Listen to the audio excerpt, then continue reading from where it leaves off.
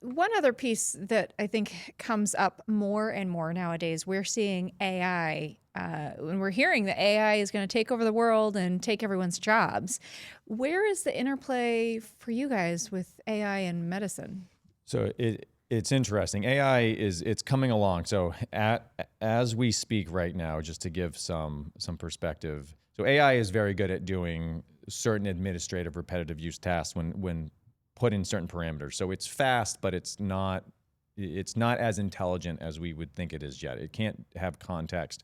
So AI-driven radiology programs are approximately at the level of first-year residents. Okay. Okay, that's where we are from, but that is significantly lower than So a they've fellowship seen or an one, attending. done one, but maybe they haven't taught one Yes, yet. yeah. So Okay. to give some relative perspective of accuracy, that's about 40% accurate. Okay. Okay, where So we're not attendings are handing 90. off yet. No, so there are certain functionalities that it works quite well. So tracking blood work and trends and parameters like that seems to be, there's a lot of opportunity in expediting care in AI-driven models that way. Anything that is really quantitative. Okay. Okay. Yes, no, if I have all these symptoms, what are my potential differentials and what are the triage to run through that? Like that kind of work works well.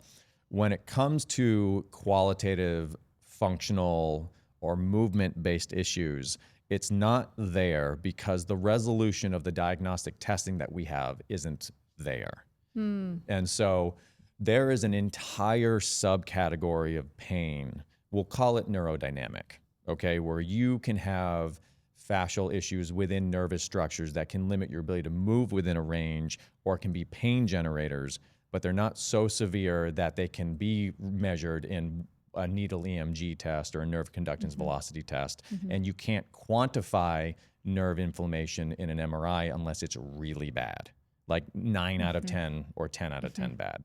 And so because of that limitation, we can't put those into large language models to be able to recognize functional pathology yet. The bleeding edge for that is something called advanced elastography, where we're using ultrasound transducers and seeing if we can see soft tissue changes or fascial density changes and working back from there. But it's still very early. Even the research in quantifying how much fascia plays a role in our sense of proprioception, our sense of where we are in space, and its role in functional movement it's early days. So at this point, AI can really help a patient maybe drive what they need to look at, what they need to ask their provider about, where they might need to go next, what could be helpful, Yep. doing that broad research.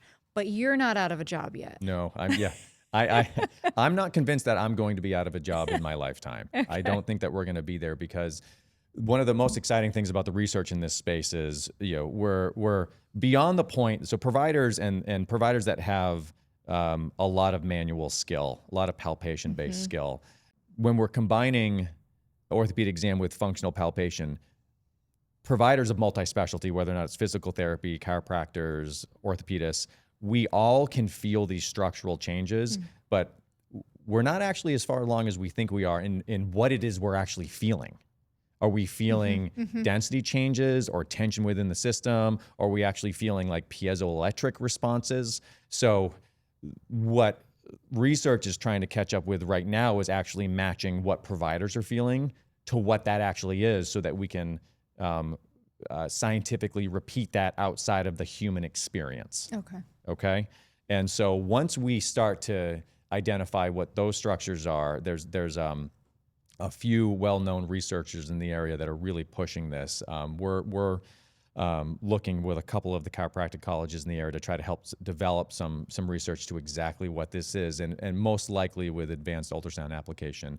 Once we start to quantify what those things are, I think that then there'll be some potential for technology development, but we're quite a ways. We're a ways away from that. Yeah. So in a way, AI is kind of exploiting how terrible medicine is right now, right? Because patients are desperate to get answers, and so they're looking wherever they can to kind of figure out. So somebody might be at a point where they've been to their PCP, they've had this issue for a long time, they're frustrated, and now AI exists and you can put all your symptoms in there and kind of what's my next step? And so, no, it's not replacing, but in a way, it's kind of going, well, I'm unable to get the answers that I want Yep. or that I need. So large language models, AI, it's only expediting the shift and changes that we were talking about earlier, because it is impossible for an insurance-driven PCP to reasonably assess 10 years of lab tests Sure. and have a very skilled, informed plan reactive to that data and pushing things forward in 8 minutes.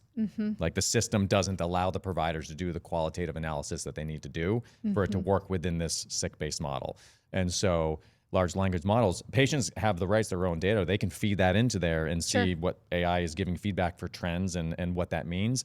And even outside of what you would consider insurance-driven best practices and running that, for example, blood lipids. Like, there's been so much development in truly understanding what's happening from a pathomechanism with lipid profiles, not just good and bad cholesterol. Sure. There's multiple levels that are far deeper than that. And while the insurance models are starting to catch up, like, functional medicine is just so much farther ahead. And patients are at a point where they're just sick and tired of that whole process. They can feed their data into a large language model, and then the AI can give them that feedback on, this is what we're seeing. You need to coordinate with someone who does functional medicine or a direct primary care provider that actually has the time to work with you to evaluate this, or to go to more advanced testing that might not be covered from insurance, but actually solves your problem. Ask about X, Y, and Z. Yes, exactly. And so, and in the functional movement space, you can describe what your symptoms are, and AI may give you a differential diagnosis of all the things that can create this, but all that's going to do is then recommend you seek a specialist in this area that Sure. can triage that out, such as, ourselves at Cape Integrative Health, certainly another skilled a manual provider in another area. And so what we're actually seeing is AI is expediting this process because patients are recognizing that they're consumers, and this whole doctor-patient relationship of subservience, we historically have always treated healthcare providers as being an authority, and with all of the training and the knowledge that they had to get to the point that they were in the 70s and 80s Sure. and 90s, rightfully so.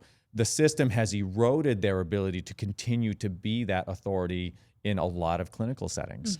And so the ones that have moved to a DPC model are saying, no, I need the time required to do this right. I can't rush this. And technology is just pushing the consumer towards where they need to go.